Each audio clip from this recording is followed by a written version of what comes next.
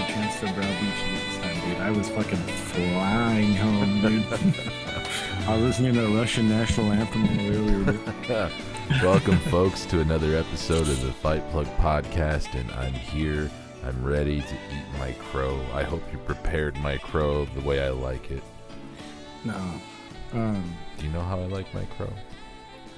I remember you said when you smoke your meats, you do it fast and dirty, right? Isn't that what you said? Yeah, that's actually correct. Yeah. Yeah. So you'd probably do well to spatchcock that crow.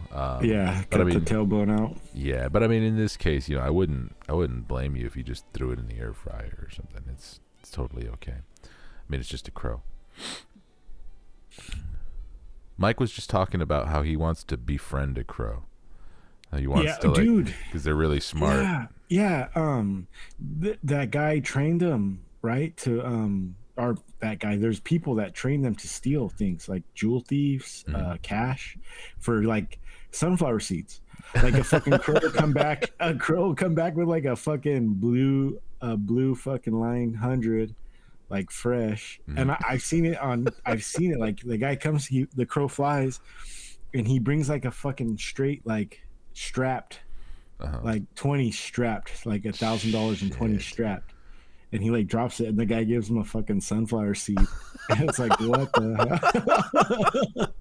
You know what's even sadder though? Mike has no like.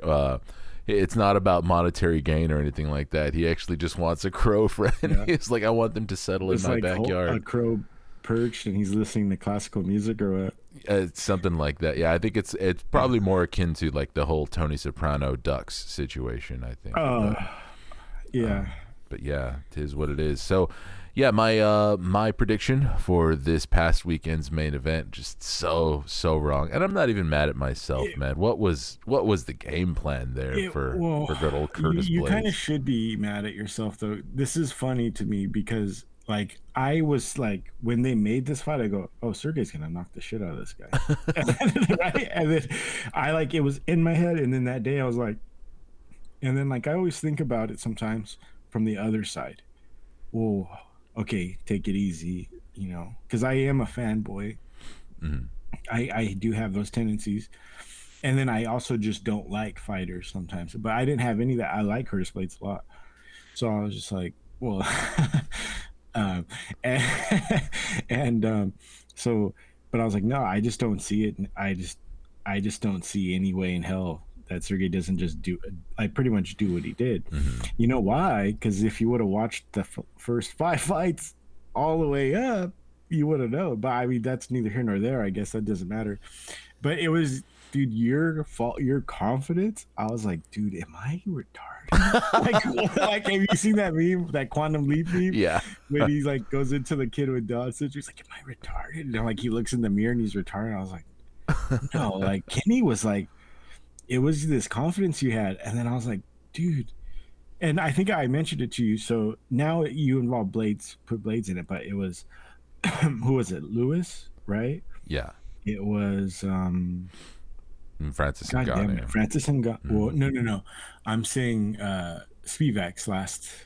It was Taito Ivasa, Lewis, and there was someone else in there, like all top, like pretty much top 5 guys, which top 5 heavyweight, whatever, but top 5 guys. And then now you add Curtis Blaydes, and he's knocked them all out in less than 5 minutes. Like, oh yeah, like the whole top 5 of the heavyweight, he's knocked them out in less than a round's time. I mean, if we're looking at him, I could name them all if I have his record open in front of me right now. Marcelo Golm, which isn't those top 5 that you're referring to, but if we're talking about his UFC run outside of his first fight in the UFC, which he lost to Overeem, Marcelo Golm, round 1, 1 minute 6 seconds. Maurice Green, round 1, 2 minutes 11 seconds. Shamil Abdurrahimov, round 1. That's a good one. There's plenty of people who haven't finished Shamil. Yeah. 4 minutes and 3 seconds. Derek Lewis, 55 seconds. Taito Ivasa, 54 seconds. Curtis Blaydes, 3 minutes and 8 seconds. So like I definitely love Stipe Miocic, but Stipe Miocic isn't sleeping Derek Lewis, Taito Ivasa, or Curtis Blaydes in less than a handful of minutes, dude. Oh, so we're going straight to that already. Is that No. uh But I'm saying like huh? it makes it a lot more interesting. You know what Way I'm more saying? interesting, Yeah. please. Yeah. I've been seeing this argument online and on Reddit and stuff. It's like, oh, people are so quick to write off Stipe, but are Yes, we supposed to pretend that he you did. hasn't pretty much been But retired for two yeah, years? Like, we wrote him off, dude. We were basically begging on hands and knees, dude. You're getting cats out of trees, Playboy. Like you get, you know what I mean? In fucking Ohio of all places, dude. Like you're fumbling the bag. Mhm. But, I mean, One foot who out the knows? door. Who knows like what that is or whatever. And you know, fuck. It's just hard when you know the guy can just like bend my windpipe. But it's hard for me to it's hard for me to talk shit. But it's like, what the fuck, dude? Hmm. Just like, because the heavyweight division is not good, and like, so he could have just been running laps, like cementing himself as one of the greatest MMA fighters of all time by just by clearing out the division up and down. Hmm. And But I just don't want. I wonder, but that Ngannou, especially when the things went sideways with Ngannou. yeah. But Yeah, I mean, and coming off of that bad knockout, I mean, I don't blame him for wanting to take some time off after the knockout that he suffered to yeah, Ngannou in where their second he fight. folded up like a seer suit. Yeah, just folded back on his leg. It was a bad one. So I mean, Yeah, I wouldn't blame anybody for taking an extended layoff after that. definitely. But Yeah, I was all but convinced that Stipe's pretty much just retired and he hasn't announced it. yeah, And yeah, I don't think you can blame anybody for wanting to see Sergey Pavlovich get in there. Before Stipe does yeah. and trade with John Jones. He won't be John Jones, or he can't. I don't think he could be John Jones. No. He definitely has a better chance than Stipe does. Yeah, Way better chance. I completely agree. Um, let's get back to this Yeah, Curtis sorry, Blaydes dude. fight a little Yeah, bit. yeah, Yeah, Curtis Blaydes comes in, and to give him a little bit of credit, he was finding the mark with some of his yeah, punches. He was actually landing on Pavlovich, but yeah, it wasn't doing anything. Pavlovich was just eating those for breakfast. yeah, And I think that it was to Curtis Blaydes' detriment because it gave him enough confidence to let him think that he could still do that he can just yeah, continue with that game plan. And there was at one point where Pavlovich landed like the one first like heavy right hand, and it straight up stunned him. Like it looked like yeah, for a moment that Curtis Blaydes was walking on ice. yeah, And bruh. and I was like, all right, that's Yeah, enough, son. Shoot the yeah, fucking takedown. yeah. And he ate maybe three more of those before he decided And to then shoot those the jabs, then when sloppiest. those Just jabs were getting clean, it uh was like, oh no. But I got nervous when he hit Pavlovich with the clean like calf kick or like a lower leg kick, and I was like, God damn it, he's gonna do that all night now, and he didn't do it again. no, man. I was like, dude, that leg kick was it. Anyone, John Jones, God bless his heart. Hopefully, he looked up from the plate full of cocaine for that long enough to watch that fight. Uh-huh. I guarantee you, John didn't watch it live, but he's gonna see like, oh, leg kick. That's all I need to see, because his leg is just right there, and there's hardly any guard from Pavlovich, so he's not going to have to, because John doesn't really punch a lot. He sets his punch up more for like his like getting in Mhm. and grappling and dirty boxing, but he's gonna kick the shit out of Pavlovich's legs if it ever theoretically.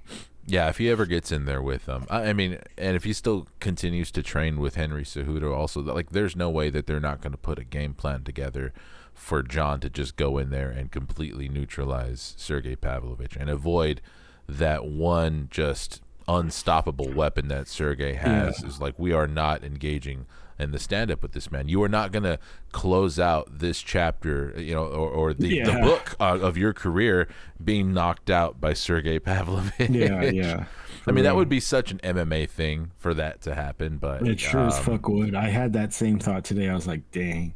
I certainly Imagine wouldn't John bet on it. Jones But just like mhm. eyes wide, like Kamaru Usman, just down on the ground, like kind of just out, but his his eyes up. Like, damn.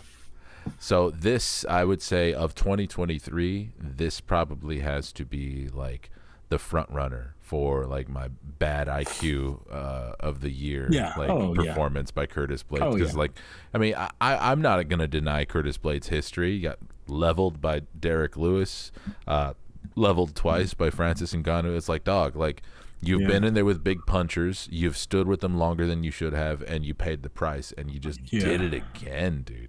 How hard? Yeah. How hard did you laugh at that meme that I sent you? It was that was pure gold because that's like where my mind is. My life it used to be a lot more Simpsons references, but I haven't been watching the Simpsons as much. So like pretty much my mind runs through. So like anything that happens, like I was at the doctor and he's like, "Dude, you need a root canal." And I'm already like thinking like in Sopranos terms, you know what I mean? Yeah. So I'm just like every little thing is like a Sopranos deal. Dude, I was just thinking. I made myself laugh so fucking hard Yeah. because of how Yeah. well it came out. I was thinking about it earlier today at work, and just Yeah. like laughing to myself. And my coworkers like, "What's so funny, dude?" And it's like, I can't. I'm You not seen gonna, Sopranos? not ready to show you. I Yes, watched that scene. You know what was so fucked up about my family life? I must have been what, like 10 maybe? Mhm. And like I'm watching that like in between my mom and dad after Sunday dinner, and like this chick has a gun to her head getting smashed out, and like fucking Filthy back just shots. titties. Yeah, just fucking straight big mom sloppers just hanging. And I'm just right there with my dad watching it. My mom's like, turn it on. If for anyone not knowing, he sent a meme of Janice Soprano or Parvati getting smashed out by it's Richie Aprile, right? Yeah.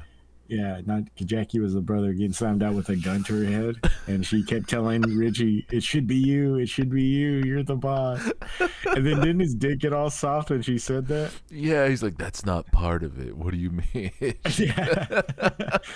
Jeez. I'll put that Well, I'll put the meme up on the screen of the podcast. It deserves Yeah. it. I was just I That was was a good laughing one, at it. man. I was a little too proud of myself.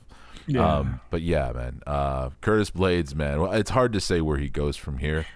Because you know the UFC's never really done him too many favors in terms of matchmaking, but at the same time, there's still plenty of most of the heavyweights in the division I would still pick him against. So I think it all comes down to how much Curtis Blaydes gets paid, and if the UFC wants to still be in the business of Curtis Blaydes. Because if he's one of the UFC heavyweights who demands a medium to upper tier dollar, not saying big bucks, he's not, but eventually they're going to say, hey, we can just throw in any other, we're not going to let you potentially derail other upcoming like exciting guys in the division, and we're certainly not going to pay you like a premium to do it either. Yeah. So.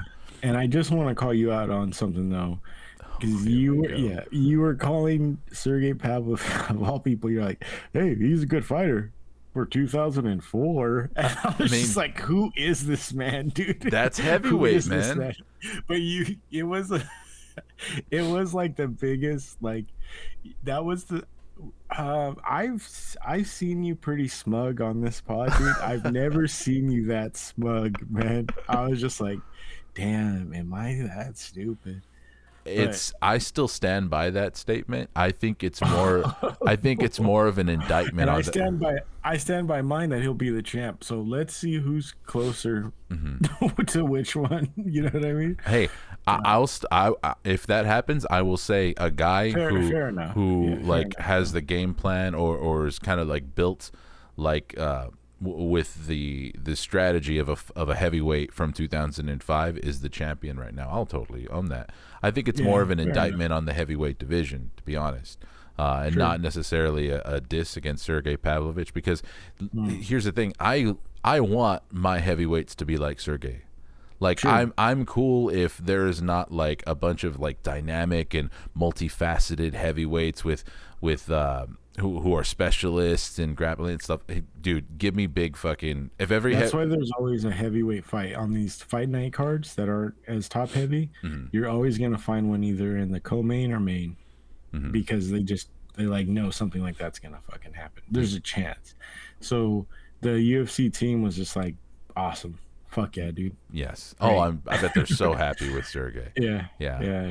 The meme of the week in my opinion. Not the one that I made. That's our personal like meme thing. But in terms of like what's been going around the internet, I'm just loving the one where it's like the 3 frames. The first one is Sergey playing the slots. Yeah. And the next one's him knocking out Curtis Blaydes. 6:45, 7 o'clock, 7:05. And he's back at the slots. He's back at the slots.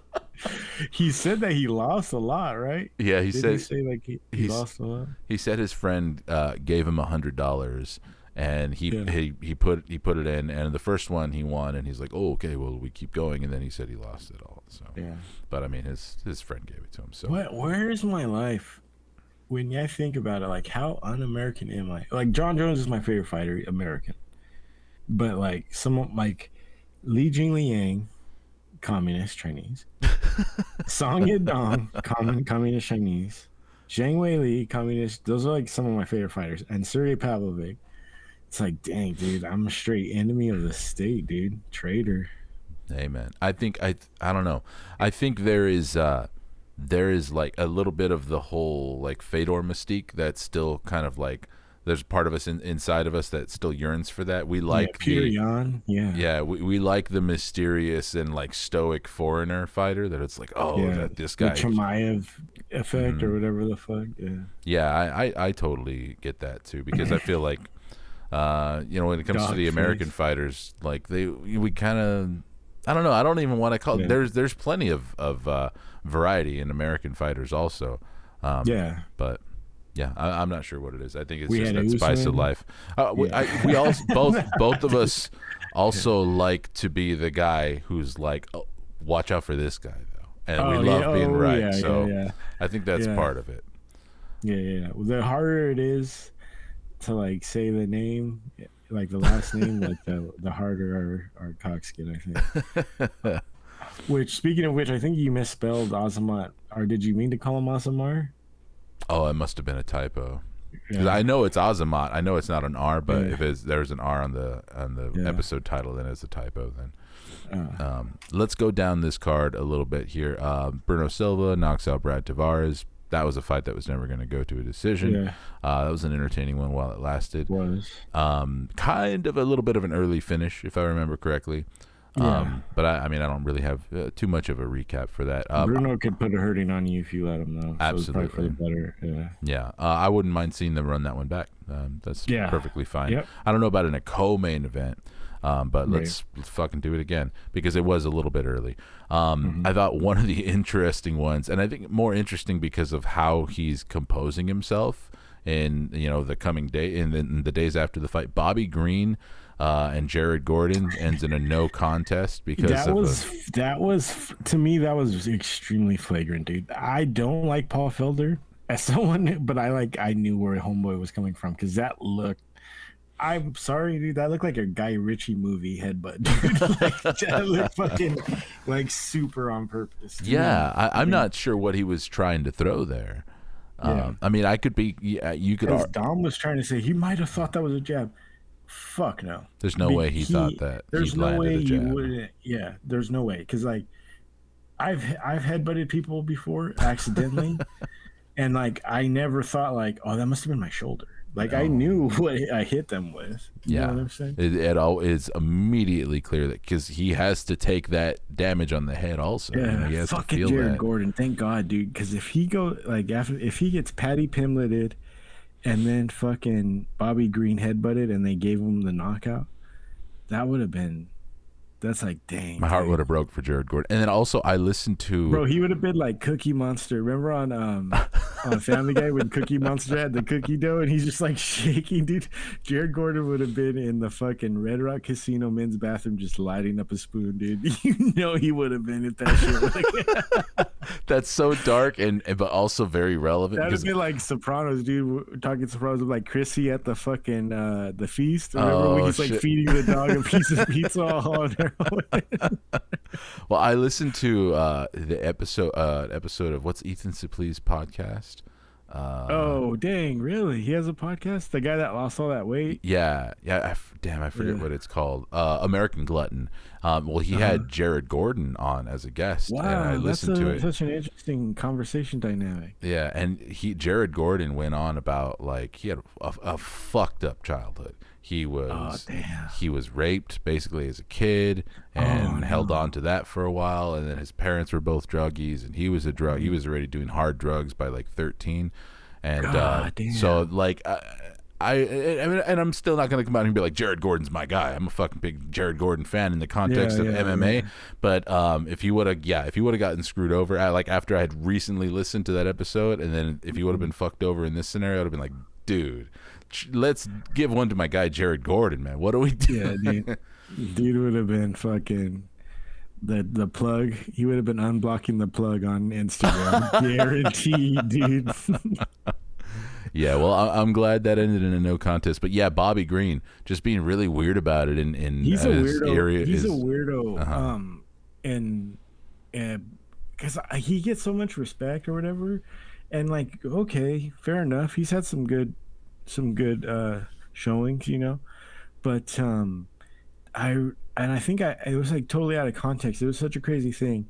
I don't know how I found. I think because I don't know how it hit my algorithm, but like I watch a lot of like prison stuff, you know, on YouTube. Uh-huh. And this guy, he was like a hardcore gangster, like a cholo type, and he did like a reaction to Bobby Green's story on Joe Rogan about being in jail.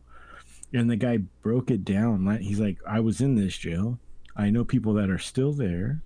None of this happened. He's lying. Oh And then he shit. broke down how. And then he put like screenshots like this is the view of the this is what it looks like. This is how it breaks down. So where he's saying he had a fight here, there's no fucking way that could have happened. And he's like, okay, even if he was mistaken, there's no way that any like he would just broke it down like, and it was a lot of Bobby Green just, and then Bobby Green was just capping on like everybody. He basically said that everybody at Tiger Muay Thai takes steroids. Oh yeah, I remember that. That's when he really got Yeah, on our shit list. I guess yeah. we For made. me, because it's like okay, and then he got popped for steroids, right? Mm-hmm. So it's like, what are you talking about, dude? And then like it's his like manager slash stepdad fabricated this crazy ass lie of how he ended up in prison, and like how he was such a he trained him and like beat the shit out of everybody in prison, and like was made like I guess after 3 weeks in prison, he was called what they call a key carrier. So for like all the white people, he like led the whites after 3 weeks in this like hardcore penitentiary. Mm-hmm. And this guy's like, dude, I'm in that prison. That like they would not give it to someone who's in there for a month or two. Not only that, they wouldn't give it to someone who's only been in there 3 weeks. Like, what are you talking about? Like the guy was just lying like through his teeth. And it was like very unsettling to go on Joe Rogan and to do that. Cause it's like, dude, everybody's going to watch that. Millions of people are going to watch that, dude. Yeah. You're an idiot. Yeah, it's a weird place to decide like to go. Oh, I'm gonna go and spin some real fucking tales on Joe Rogan. I guess it worked for Bert Kreischer, but that guy's fabricated a whole life on fucking lie stories on Joe Rogan. But, Very true. Yeah, I listened to a few segments, I guess I would call them, of that YouTube channel that you recommended, where that guy would. It's just a picture of George, yeah, and he really dug into Bert on a few of his episodes, and a lot of it was stuff that I'd been thinking for a while too. It's like, dude, if you're gonna mention every single time you tell a story that it's not a lie or that you're not making it up, you're probably making it up, dog. Like, come on, you don't have to keep giving us the qualifier. But anyways, let's not make this about Bert Kreischer. I could forever, dude. Yeah, let's not. Bob, getting late. Bobby Green, eccentric guy. I think he's going down the path of just like say ridiculous things and have favors done for you by the UFC, because that tends to be a pattern. But he's pulled them out with like he helped them out with Islam, like just jumping in on a week's notice. He like that's a big deal for like a Sean Shelby, those guys, Hunter. Yeah, like they'll you do them right like that. You know what I mean? Just like Dana did with Tachi, right? Yeah. Yeah. burying the lead. We're working. Yeah. I'm cooking something up with that. Sorry, guys. That's all Sorry, right. man. We're That's not a little gonna. teaser. We're a not ball gonna. tickler Yeah, for the kids out there. I'll tell you. Another fight, probably the last one we'll mention from this card. I think the only other fight other than this next one that I watched was the Norma Dumont versus Carol Hossa fight. I was right on my prediction of that one. There's nothing to write home about. Stick to the gals, buddy. You'll be fine. Tell you that right now. Well, you would be totally fine if you stuck with Yasmin Lucindo and Brogan Walker, which you mentioned. We didn't give a breakdown of it, but you name dropped Yasmin Lucindo a few times. She's one of my favorite WMMA fighters coming up right now. Absolutely, yeah. Her fight, violent lady. Her fight with Yasmin Jauregui last year. Great fight, awesome debut. She came up, she took an L in that fight, but this was her first fight back against Brogan Walker. And holy was she hell, like 22 or something? 21. God, 21, and to have that kind of a killer instinct. Yeah. I mean, she didn't put Brogan Walker away, but every time that Brogan tried to get on the inside, she was just peppering her up with just fierce combinations. Like for every one that Brogan was throwing, like Yasmin was throwing back for. And she's just so exciting to watch. Anybody who's like kind of on the fence about WMA, if you see Yasmin Lucindo, if you see her name on a card, don't miss it. She's a good one. Mean. Yeah, very mean. I wasn't. I didn't realize going into this fight that she was fighting at flyweight for this one, and I should have figured because Brogan Walker. I know she's a flyweight, but it just didn't click to me. And Brogan is bad. So I would temper my expectations a little bit. I'm glad that Yasmin Lucindo did mention that she intends to go back down to strawweight, which I think is good because I think she's. I mean, it's one thing to style out against Brogan Walker, but I think she's a little undersized for the division, and I just think that there's more exciting matchups. There was definitely a size discrepancy, and that might have been added to why she didn't really put her away when she could have. Yeah, and then like. And these next few things, like criticisms, they're not big knocks against her because, like we mentioned, she's 21. A lot of like random spinning back fists and spinning back kicks that she wasn't really setting up very well. So she needs a little bit of discipline and to just narrow down her game. Or if she wants to throw that stuff, which is great because if one of those lands and she gets a highlight reel knockout, then that's great for her promotionally. Correct. But I want to see her grow a little bit more as a fighter and really set those up and not just kind of like rely on them so much. Not that she was even relying on them, but it was a deal where it's like she threw like 3 spinning attack or like spinning back fists, or like 2 in one round, and that's the thing where it's like you should probably only throw one of those per fight. Otherwise, I don't know. But then again, it's Brogan Walker, so I guess you can gamble a little bit more. I guarantee you, she's not doing that up against anyone in the top 50. Like in the top 10 for sure, she's not throwing some shit like that. So, an entertaining one to keep our eyes on for sure. Did you want to talk about the Ryan Garcia versus Tank Davis fight? You want to recap that? I watched it. I'm sure you watched it, right? All right, cool. So we didn't give a breakdown of this one. We probably should have mentioned it, but we didn't talk about it at all. So we can't, talk about it. Well, I'll just ask you, who did you have going into this fight? Oh, I thought Gervonta Davis was going to do exactly what he did. I was surprised it went as long as it did, to be honest with you. And he's smart because he's just because Garcia's so young, dude. That's so crazy. It's a lot like what Floyd did to Canelo. Do you know what I mean?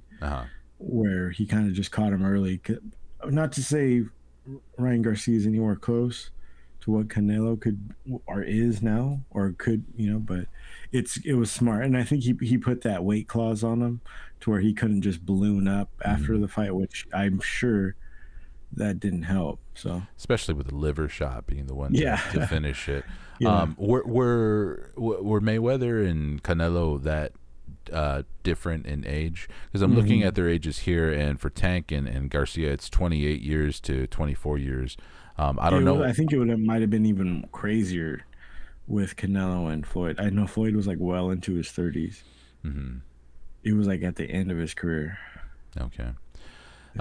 So even if we did talk about this fight in our breakdown episode, I would have been very reluctant to give a pick because I just don't really watch boxing. You're the boxing guy of this this show, but from what I had been hearing of other media members and stuff who were covering this fight, yeah, it was definitely gonna be an uphill battle for Ryan Garcia because of the lack of experience, and then had been hearing about the rehydration clause, which I mean I wasn't really even sure how that would be a factor because okay, full disclosure, I've never even watched a Ryan Garcia fight. Going into this, I mean, I'd pull up his I had pulled up his highlights. He's a highlight. He's a YouTube. He's known as like a YouTube fighter. I could see that. Not like a Jake Paul YouTube fighter, but meaning he's like a splash reel type fighter. That's how people get into him. Yeah. Okay. He's a real like leader of the Edgars, they call him. I could see that. I saw him getting a lot of push on Foo's Gone Wild and some other pages. That guy. Yeah, so that had been my exposure to him, is I'd seen some of his highlights, but I never actually sat down and watched a Ryan Garcia fight, especially not as it's happening. This was my first Ryan Garcia fight. I have, however, seen like 2 Tank Davis fights. And I mean, like, actually on the night that they were happening, that someone mentioned, hey, the Tank fight's going on right now. I was like, all right, I'll pull it up. I don't know what I'm looking at. I don't know anything about his opponent, but I'll watch this. And we've seen him beat the shit out of his girlfriend in a UFC event tunnel. I didn't. And like John Jones, he's left the scene of a crime where he hit a pregnant woman and just dipped. He's also done that. So he has connections to the MMA world. One thing, now that you mentioned the MMA world, though, like one thing that I always kind of catch myself like paying more attention to whenever I pull up a high profile like boxing pay-per-view just on a whim, I'm just end up watching it and marveling at how different it is in terms of like the production than MMA and how many random people are standing around. Yeah. I'm always thinking like, dude, are they really stalling this long? Like, why? What is the point of all this stalling? It's very weird. Yeah. And then they also like there's money. So like he came out to like Chief Keef. Like that must have cost so much money, dude. And why? And why? I was thinking exactly. Well, I wasn't thinking about it so much in terms of the money or how much he must have paid to get Chief Keef to do that.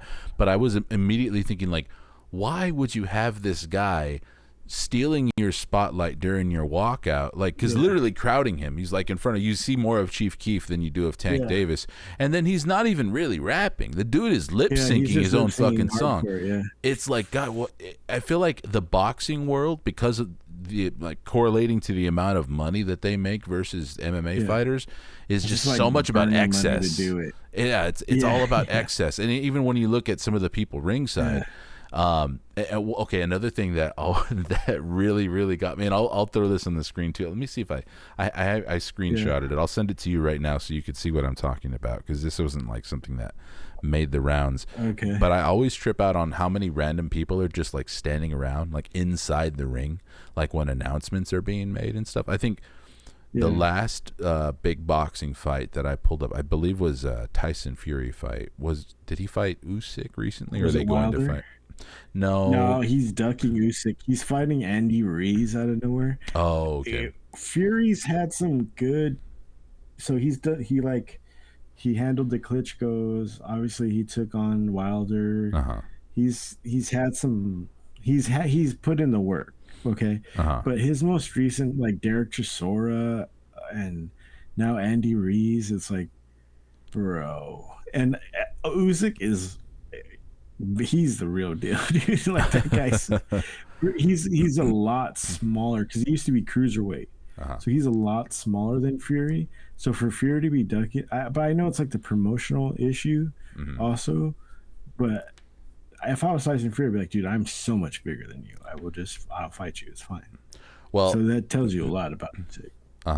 Well, I don't remember what fight it was, but there was a celebrity just standing in the ring while they were like announcing the fighters, and I kept thinking Michael B. Jordan just chilling right there. It might have been Michael B. Jordan, somebody, and I was texting Mike, and I was like, okay, why is Homeboy standing in the ring right now? Because they already had both fighters in the ring. The fucking the announcers like talking about them both and stuff. I'm like, eventually they're going to address the fact that this guy's standing here, right? And then they just don't. And Yeah. so it's like, what the fuck? Like, if Michael B. Jordan was ever standing in the UFC cage while they were announcing the main event fighters, They would I'd let be him like, know. okay, they're Yeah. gonna cut, like, make it a commercial right now. And nope, you're just standing in the cage. Now, the photo that I sent you right now, I don't know if you're looking at it yet, or if you received it. How do I get it? I sent it to you It's on all your on phone. IG. Also, Floyd Mayweather was 36 and Canelo was 23 when they fought. Oh, So big gap. Yeah. And Floyd was like, I think that was Floyd's like 40 something, 44th or 45th fight. Yeah. So it was pretty crazy. He really got him. Yeah. Fucking robbing the cradle. I sent it to you on IG on your phone. Call him Pat Barry with that one, dude. That was a Pat Barry job. This is what got me the most. And I'll also put this on the screen for the people who watch the podcast later. Do you got the screen cap of Gervonta Davis there? The dude on the left on the phone, dude. They are announcing Gervonta Davis in the ring right now. You're clearly connected to him somehow. You're on a big, like, multi-million-dollar pay-per-view, like the biggest fight of the weekend. Yeah. What phone call is so important? What phone, like, what can possibly so important that you got to be taking a phone call at that moment? And I know the answer. He's not talking to anybody. He just wants to look important. He's like, oh, now's my chance. I'm gonna make it look like I'm on the fucking phone call, getting shit done, making deals. Like, dude, I don't get it, man. I don't like a lot of what boxing does, and none of this matters at all in terms of the fighting or anything like that. It's just the people around boxing are so fucking weird to me. But I think it's like that because of the training, or not the training, but the promotional aspect of it, where it's like different promotions and guys promote themselves under this blanket, under that blanket. So there's anybody's boss. Yeah. Because Dana just goes, I don't play that shit. Mm-hmm. You're wearing Venom. Hold the fucking Monster Energy drink and smile in the fucking camera right there. Yeah. And if I don't like you, I'm not putting the fucking strap on you. Yeah. Fuck off. Yeah. And so where in boxing, it's like no one can tell anyone what to do, because it's like, I'm my own boss. Like I'm paying for this myself. What the fuck off. And then for everyone, there's like 3 or 4 guys at any given time in the ring that's like that. They all have a piece of the promotion part of it. Yeah. So no one's really gonna, unless it's like WBC or the governing body who's like it's under, or the state athletic commission, no one can really wrangle that in. Whereas the fucking MMA, it's straight out fascism, dude. It's straight out dictatorship. No, so. Yeah, absolutely. And I don't mean to make it sound like I want everything to be like in the UFC. Because but it is a juxtaposition, because we're used to seeing it run like fucking communists, dude. Yeah. It's like straight up goose step, dude. Like everybody, like, okay, you have Johnny Walker, you're outside, like you're in the fucking parking lot with no shoes on, dude. Like, it's like when your music hits, you were walking out at this time. You were supposed to be standing in front of the official, and he's putting the the wax on you and stuff. You're in the prime hydration. You're in the prime hydrations part. So go ahead and make sure you say prime hydration corner. And in the post-fight interview, you stand on this line right here. You make sure you're facing this way, or otherwise Paul Felder will grab you and make sure you're facing that way. Yeah. It's so much more like stringent and structured that when I watch a boxing pay-per-view, I just trip out on how many random people. Just the posses, the massive posses. Dude. Yes. Yeah, it is a straight fucking... You remember Prince Nassim Hamed? No, I don't think look that up. Oh, you never look up the boxers I tell you to look up? Never. I don't want to watch boxing. But like, look up Prince Nassim Hamed, dude. That is straight boxing opulence. It's just like he used to come out on like an Aladdin, like he used to have the craziest entrances. He came out on like a fucking a flying carpet that was like, because he's Persian, right? So he like came out on a flying carpet. He like came through a whole he fought on Halloween was on like a Saturday night one night, so my dad and I watched him fight. My dad had just watch him lose, and I was like, this is sick. I remember I was like 7 or 8 or 9. I was like, this is badass. He used to fight with his hands behind his back. He had this huge fucking posse. It was fucking crazy. Prince Nassim Hamed, his entrances were insane. Okay, I just put in Prince Nassim Hamed walkouts, and I'm actually going to watch one right now. Oh, I gotta lower this. Yeah, he's dude. He is wild. Yeah, he's got like he is fucking the Phantom of the Opera, like some dude playing a massive organ. You can't hear any of this. I think that was the Halloween. That's right. Right. I think that was the Halloween entrance. No, it's cool. I've seen them, dude. Yeah. Ridiculous. Okay. I remember I used to like watching them, and then my dad. I think, when like those moments when your dad thinks that you're like a fruit. You know what I'm saying? Because I remember like wanting like Hector Camacho to beat Julio Cesar Chavez. I watched that. And then fight. my dad side-eyed me like, this queer. Like my dad was like like when on The Simpsons when he made Bart sit in front of that fucking that billboard with like chicks fighting, and then he like took him to a steel mill and shit. Like my dad was like, yeah, no more of this, dude. And then when I like Prince Nassim Hamed, he like side-eyed me and he's like, dude, what is wrong with you, dude? Like that was like the Bobby Hill moment, but it was like, oh, at least it's boxing, dude. True, very true. Yeah, there's a whole lot of other stuff. I had a little bit of there was a little phase where I was really into like ice skating when I was a kid. I never wanted to ice skate or anything like that, but when I saw, I think it was the Olympics or probably their own little ice skating deal or whatever, and I saw like, I forgot what guy it was. I don't remember any of their names, but the guy who would like do a backflip on ice skates. It's like, holy shit. Brian Boitano or what? I don't know, maybe, man. When they spin too, they look so fucking fast. So yeah, no. Who even are you? Yeah, exactly. Hey, dude, I literally said like I thought Hector Camacho would be Julio Cesar Chavez, and my dad thought that I was sus, and then you're like, I like ice skating. Ice skating. Whoa, dude, you went to like red. God damn, dude. Hey, at least they got me there, dog. Yeah, I couldn't name any ice skaters right now, but yeah, I did name Brian Boitano, so that's kind of crazy. I just from South Park though, that's how I know him. For sure. All right, so okay, well, before we move Jimmy on, likes ice skating, right on. Before we move on from this Tank Davis Ryan Garcia fight, since you would be the one in the know, what would be lined up for Tank Davis at this point? Shakur Stevenson, and this would be a huge fight. That's exciting. Okay. Older, different style, younger? No, pretty much both guys in their prime. So we'll see if it's. I know Gervonta's been fighting at a heavy clip because he's like expected to go to prison at some point. So he's like, So he's like really trying to get the fights under his belt, like put some money away to like pay for his legal bills and shit. Because I know they're like he's gonna stack.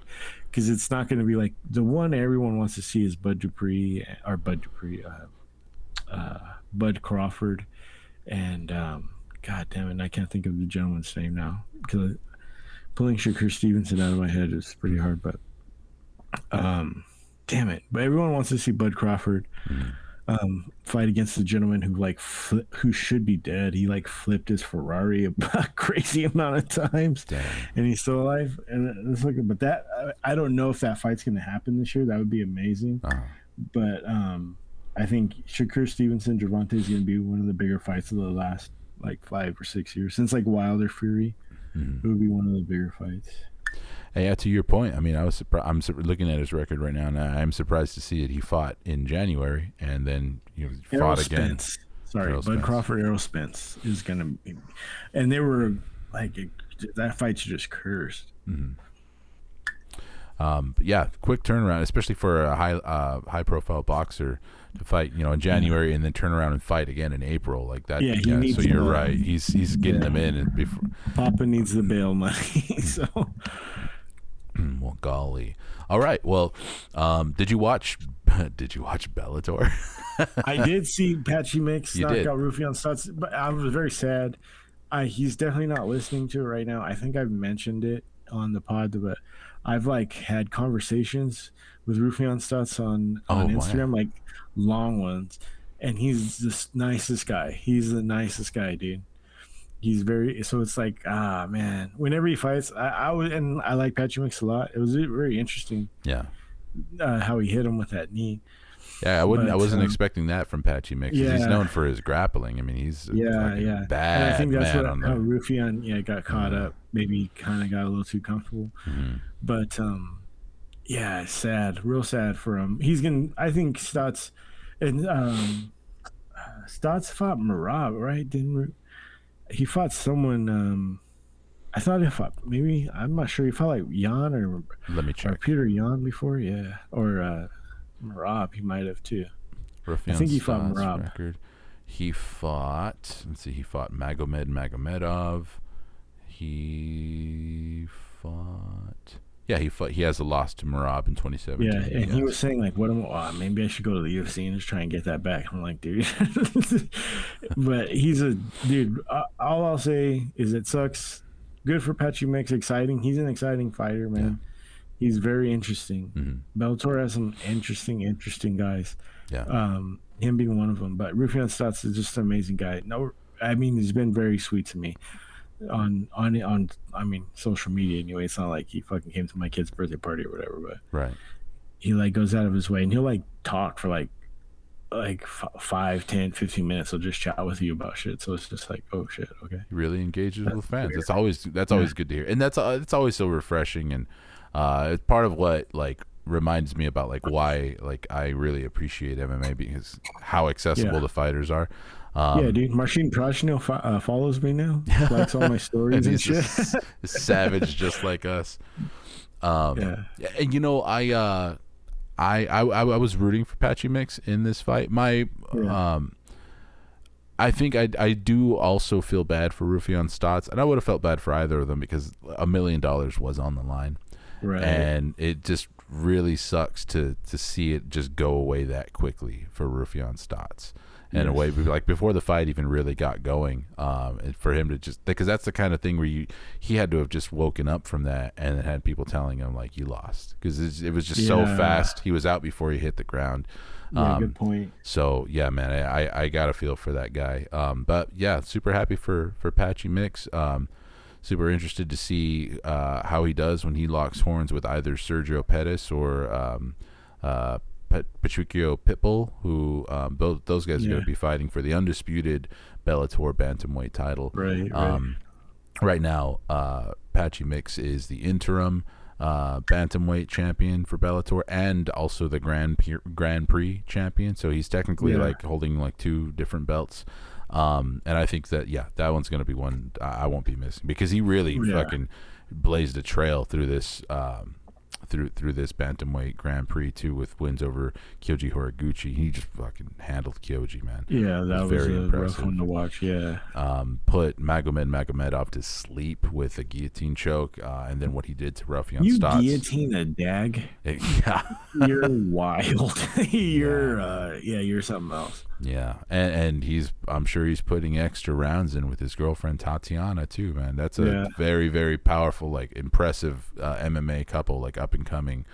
And you know, I didn't even really think about it, but I mean, she's had like one fight in the last 4 years. You know, she had been dealing with all his injuries. We've gone through it. We've mentioned. I'm not going to go into detail, but it would be pretty interesting to think that now she's she shacked up with someone who's now a millionaire technically. So I'd like to see how that's going to trickle down and help her career a little bit too. It was kind of a crazy thing from like one championship. You like Stamp Fairtex, and I think I mentioned her. She used to date the guy that God damn it, the guy that fought Rod Tang. The guy that fought Derek DJ Mighty Mouse, like the best fucking Muay Thai fighter on the planet, and he was dating on, and then he dumped her, and then like she like kind of had a rough go of it. Yeah. After that, so it's kind of funny how that shit works. It's hilarious how that works, right? Yeah. I'm very excited about what happened to Brian Ortega. Got fumbled in. See where that goes. Or you get the Pat Barry Rose Lemon units where it's like very scary and sad. And oh gosh. By the way, before we move on from Bellator, I just wanted to touch on that because I was looking forward to that Patchy Mix Raufeon Stots fight. Yeah. But I will say, shame on Bellator for well, that didn't trick me, but what is with putting them on Saturday? Because I was watching the Bellator card on Friday because I didn't realize they were doing 2 back-to-back cards because they were in Hawaii.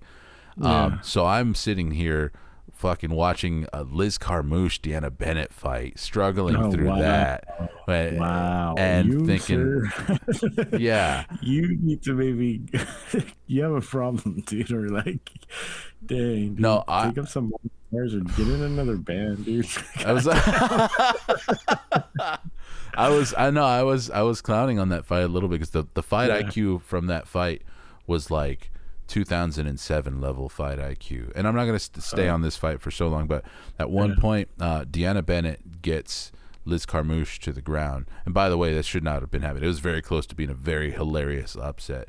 But Deanna Bennett gets her to the ground and then proceeds to move her over to the cage, like old school, like 2008, like, smush them up against the cage. When we all know the current MMA meta is like, no, you want to be up against the cage to get up, to wall walk. And then Liz Carmouche proceeds to not do any of that. She's hunting for fucking Kimuras off of her back. I'm like, what the fuck am I watching? Have they not like paid any attention to MMA like in the last like 10 years? So I thought that was a really rough look. But anyways, I was expecting. I did not know that fight was happening. So nobody should. You're the man, dude. Well, I was only watching it because I thought Raufeon Stots versus Patchy Mix was happening directly after that. And then they just call it a show. And I'm like, wait, what? And then I looked it up and I realized, oh, they're doing 2. And then I'm thinking like. One does that too. They'll have it like early morning for like the hardcores. And then they do like the fight night on like Prime. So it's like early morning. It's like it's so crazy too because like they're so huge in the Asian market, but they'll still make their fighters fight at 9 a.m. So like people that look like me will watch it. You know what I mean? Yeah. But I'm just like, come on, Bellator. Put the best fight on. Don't make Patchy Mix and Raufeon Stots compete with fucking Ryan Garcia and Tank Davis. Even though like they weren't on at conflicting times, I was able to watch all 3 main events. Exactly, and that was very crazy to me. That was crazy that I was able to do that. It was a crazy how that worked out, the timing. I was like, wow, that never happens. I'm usually like watching boxing on my phone, you know. I was coming into this Saturday thinking like almost kind of being overwhelmed by how many different fights were going on that I wanted to see, and almost like I just kind of accepted as like, well, something's not gonna line up. Was on or what? If they were, I wasn't watching it. I don't know if they were on.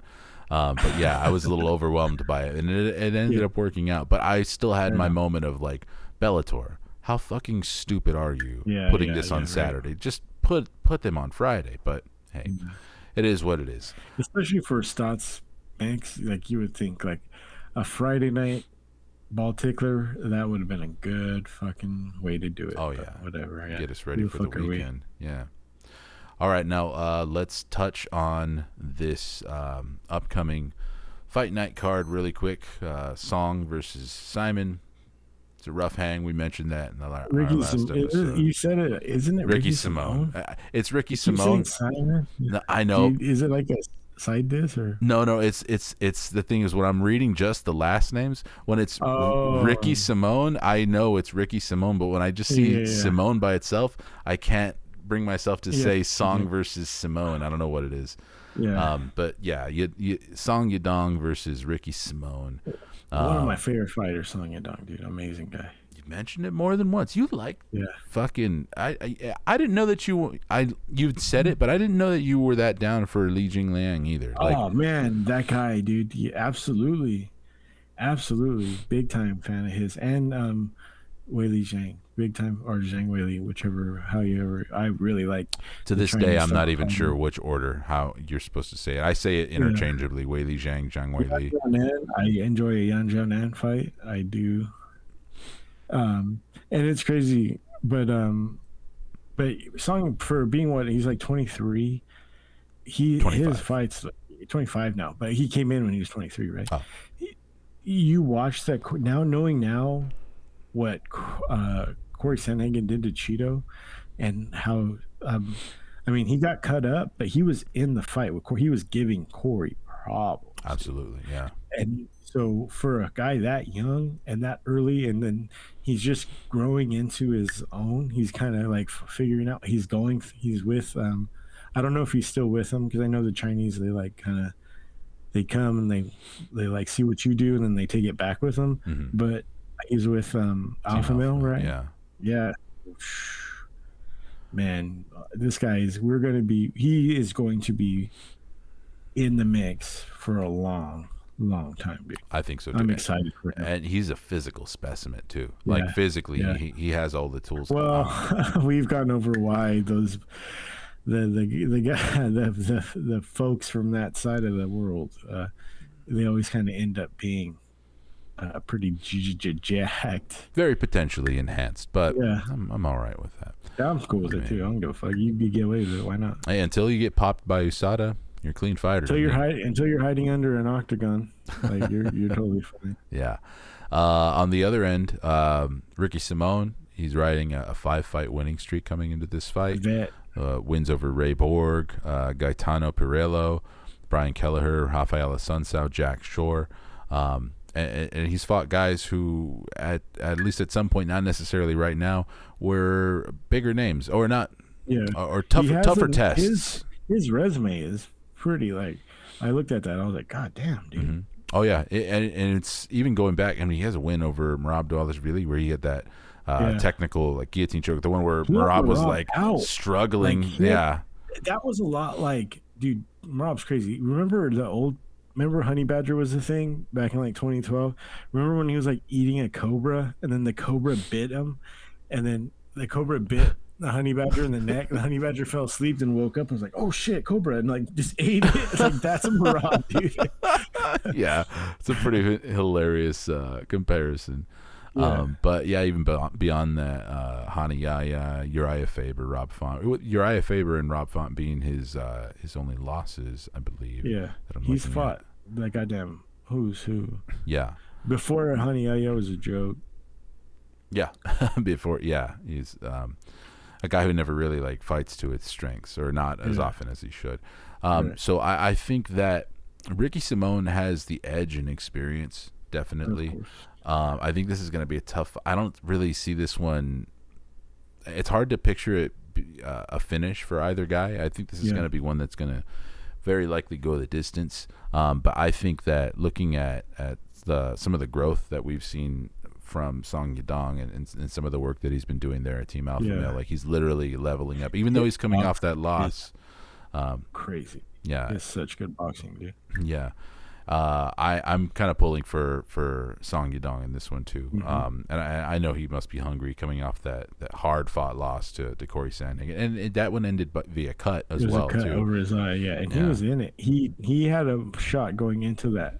If they would have let it go, I mean, he was probably down on the cards, but he had a shot to win, and he was hurting Corey. Yeah. Which now is like, dang, like Corey Sandhagen is one of the best fighters in the whole. Not just the division, but the whole fucking promotion. Mm-hmm. He's one of the best fighters in the world. So it's just like, goddamn, dude. You're handling him at like 24, 25 years old. Because MMA, 25 in MMA is like, you might as well be fucking, 19, dude. You at 25, like your career can take so many bad turns. And we could be talking about you like 8 years later when you're 33 or 34 or something like that. Melvin Guillard or what? Huh? Fucking like we end up being like Melvin Guillard or like Crazy Horse Bennett or something, or what? Melvin Guillard? Melvin Guillard? Gillard? Isn't it Guillard? Everyone says Gillard. Oh, I think I've heard him say Guillard, but I don't know. He's kind of weird in the head. So I've never heard anyone say Guillard. I mean, I could see it like if you were going to pronounce it like Spanish pronunciation, where you do the double L as the Y sound. Yeah. I could see that. I thought he's from like New Orleans, right? Isn't he from New Orleans?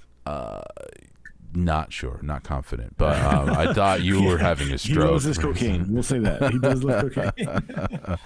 But yeah, we could be talking about a fighter like that many years later, and talking about how like they like put it all together and finally went on their championship run and got the strap or something like that. Like there's so much can happen in the next 10 years for Song Yadong. So or anybody who's that age and fighting at the level that he's at with the kind of names that he's fought already. So yeah, we're both picking Song Yudong here. Call it a little bit of bias, but that's who I'm rooting for and picking. So yeah, and don't have a whole lot to say about the rest of the card. Not that we can't break down some stuff, but running low on time, I wanted to make this one a quick one, and I think we covered all the major stuff that we wanted to cover. So hopefully Nate Diaz going to jail, whatever.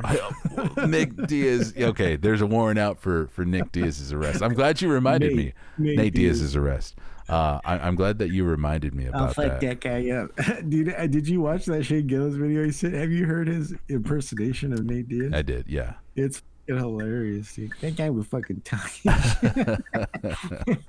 Hey, shut the fuck up, man. Yeah.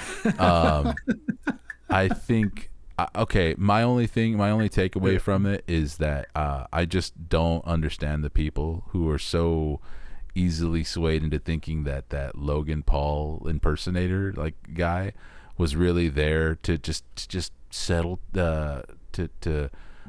settle things down and comment like, yo, if you're a Logan Paul impersonator who is at the same place as Nate Diaz, you are not there for anything other than shenanigans. Yeah, you did, yeah. That man, I mean, I'm sure he didn't think he was going to end up in a fucking standing guillotine and then have his, like, laid out in the fucking concrete and have the back of his head broken As up. I understand it, like, Nate's probably like, oh shit, you go to jail for that? Like, I've done so many good crazier things, dude. Yeah. Have you ever you used to live in Sacramento, and I know that's not Stockton where the Diaz bros are from. I have come across the Diaz brothers at certain events. Nate Diaz, was we're at a bar. It was in Sac, and a friend of mine came up to visit me, and Nate Diaz was there, and it was really cool. Or not Nate, but Nick, and then he really liked my friend's girlfriend. And so it was like, shit, that sucks, dude, because it's like, dude, what are you gonna do, dog? And but like he scared everybody because he just kept repeating the same story. And this was 2014. Okay, dude, I mean, I'm sure he was fucked up, but he was just like, he was telling my friend and I these like crazy stories. He was trying to impress this chick, and then he just kept saying, but I don't have brain damage or nothing.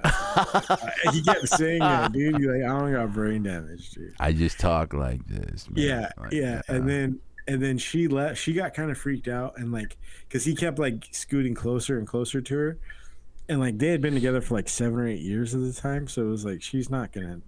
I mean, she might, but I don't think so. Not. And then she doesn't know who this is, and for all his, as amazing as Nick Diaz is, he's not he's not Joaquin Buckley. You know what I'm saying? Where it's like, dang, dude, that guy looks like a fucking fighter. Yeah. You know what I'm saying? So she just goes, who is this guy with the fucked up nose? And so like, she didn't know Buckley. I just yeah. Do you know what I'm saying? Like, yeah, I would actually like, you look at that and you're like, oh, that's some kind of fucking athlete. He might play football or something like that. But with Nick Diaz, like, I mean, he's not in bad shape or anything like that. But if he's just wearing a black shirt and blue jeans, you could be convinced that he works at a car wash. Like, yeah, at the time I was like 6'2", 250. So I wasn't like too much. It was just like, oh, okay. Because I've been in the room with like pro football players and shit. And it's just like, oh shit, dude, we're not even the same fucking species, dog. Like this guy was like, okay, we're kind of the, okay, like I'm okay, no reason to, yeah, okay, you're Nick Diaz, okay, but yeah, you know, and he wasn't like Carl Parisian Nick Diaz, Nick Diaz at the time, yeah. So and he just kept saying, wow, I don't got brain damage or nothing. and then she like goes, I'm gonna go with my friends over here. And then he told us the same exact story that he had just told us with the girls there. And then we're just like, shit, this isn't even funny. Like it got to be like, this was like so awesome. This is like a dream to being like, oh, this is really sad. And then he like his head was forward and like kind of like Bob. He must have been really fucked up on something. Yeah, it was quite weird. I've also ran into the Diaz brothers once. Yeah, I was at on a Perfect Circle show in Sacramento with some friends. Oh wow! Yeah, Yeah. and the show Step was. away from the window. Is that the guy? Is that the one singing that song? I don't think so. I'm not. I don't No. recognize what song you're Yeah. singing. But either way, the show was just finishing up, and everybody was like bottlenecking towards the exit doors of the back Yeah. of the Yeah. venue. And then we see a little, like, not really a commotion, but we see that there's like camera flashes going off and stuff. Like somebody's taking pictures with a lot of people. And I think my friend Ben was like, "Oh, it's the Diaz brothers," and I was like, "No shit, okay, cool. I want to take a photo with them." And so I approached Nate, and like I said, this was 2011, so he wasn't nearly as famous as he is now. Yeah. Not at all. I mean, they were both just on the floor for in a Perfect Circle show, like just the two of them, no posse or anything. Yeah. I go up to They're Nate. not Like, terribly imposing, right? Like, you know what I'm saying? Especially for for guys like us, either. Mm-hmm. You and I are. I mean, I'm sure some of the people that are listening know us personally, but like you and I, like, we cast a shadow. Especially when we're together. You know what I'm saying? Yeah, very true. Which is very relevant to this story too. So I go up to Nate and I was like, "Hey man, can I get a photo? I'm a fan of yours." He takes a photo with me. It's cool. He didn't even say a word to me, but it was just like, yeah, cool. The body language. All right, cool. Come on. And my friend takes the photo. I wish I still had that picture. I don't. It was on my Facebook or whatever, and I don't think I saved it when I deleted my Facebook. Your MySpace.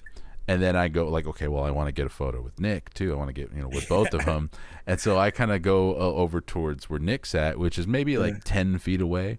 And Nick is only taking photos with chicks, like from what I could tell, sort of. Yeah. So I'm like, Makes hey, sense. That tracks. It tracks. Yeah. So I'm like, hey, Nick, can I get a photo? And he just like looks me up and down and turns around and walks away. Totally shy. Doesn't say a word, doesn't say yes, no, nothing. But I could tell you what he said with his eyes was basically like, "Yo, dog, you are way too fucking fat to get a photo with me." Nice tits, but Yeah, he totally bid legally. And then I very passive aggressively in my mind, but I don't think I said it very rudely at all because I was very, very afraid of that, what could have happened. But I wished him luck against GSP. I was like, "Hey, yeah, cool, man. Have a good luck against GSP." And because that was when he was scheduled to fight GSP, and then it ended up not happening because that's when he flaked on the press conference and they pulled him from the fight. But yeah, he was scared. Let's call it what it is. He was fucking scared. He wasn't scared. GSP would have pulled at that point. He would have pulled his arms off and beat the fuck out of him with him. Mm-hmm. I mean, he didn't. Yeah, he didn't fare any better when he eventually did end up fighting GSP. I think he was. I mean, he was just doing Nick Diaz things. I don't remember I think that was around the time too when he was saying that like they were both like taxes, like we don't do our taxes, and then and everyone's like, "What do you mean you don't pay your taxes?" Everybody was like red alert, like, yo, whoever is managing the Diaz brothers, like Cesar Gracie, whoever, like, get them to pay their taxes, please. And I think a lot of the public response to that kind of flustered him, and he was like, "I ain't showing up for this fucking press conference." And then that was a whole ordeal. But that was the only run-in that I had with the Diaz brothers, and they were pleasant. I mean, Nick was very. I mean, he, besides it was very well known. Like, I'm here to fuck your girlfriend, and then it was like, you know who I am, and we were like, yes, we do, yes, we do.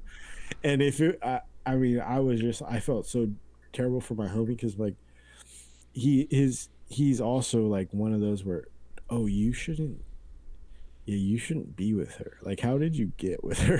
Like, so I'm sure he was already, he never mentioned me, but he was already kind of like, he's already kind of like self-conscious about it.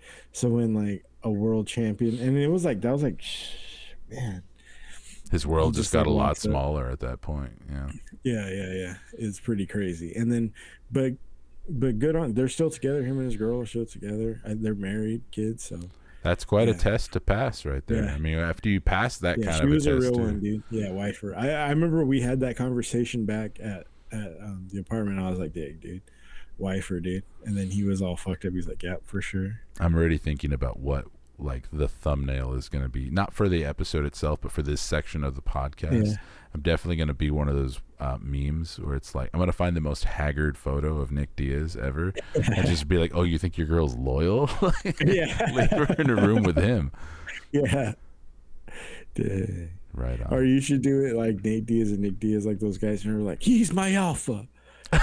And you gotta get through me. He trained me. Good shit. All right, man. Let's put a wrap on it there. I gotta get to bed. Thanks, dude. I appreciate you, man. Sorry, I got fucking cussed out by a fucking umpire right now, and it was pretty fucking funny. No problem, man. I'm glad that you got to watch the game. And I knew rescheduling wasn't an option either, because I think the Kings are playing tomorrow, right? Yeah. So yeah, just tough one. So I said, fuck it. Appreciate you, man. We'll roll with it. And good luck to your Kings, by the way. It's 2-2 going into this game 5. And their best player broke his finger. Oh, son! I didn't know that. I didn't know that. He's gonna play, but he broke his finger on this shooting hand.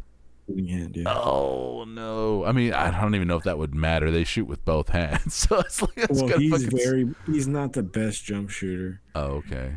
But yeah, so although he did make some big shots, but we'll see. We'll see. And then it came up too, like they do like NBA scorecards for like refs, and they completely blew a foul on him. And if they would have called it, Draymond fouled him at the end, and he would have shot free throws to win it.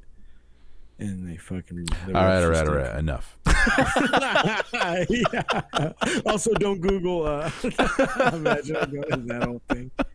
All right, folks. We're putting a bow on it. That's exactly how I felt, though, when you fucking brought up Liz Carmouche. And I was like, oh God damn it. I knew I was working with a short leash talking about that fight. Yeah. All right, folks, if you like this episode of the podcast, as always, please consider liking and subscribing. If you have any Nick or Nate Diaz stories that you'd like to talk about, go to the comments. Let us know the strangest, any fucking strange fighter stories you've ever had about meeting any fighters. That would be fun to discuss, and we'll get in there and chop it up with you guys.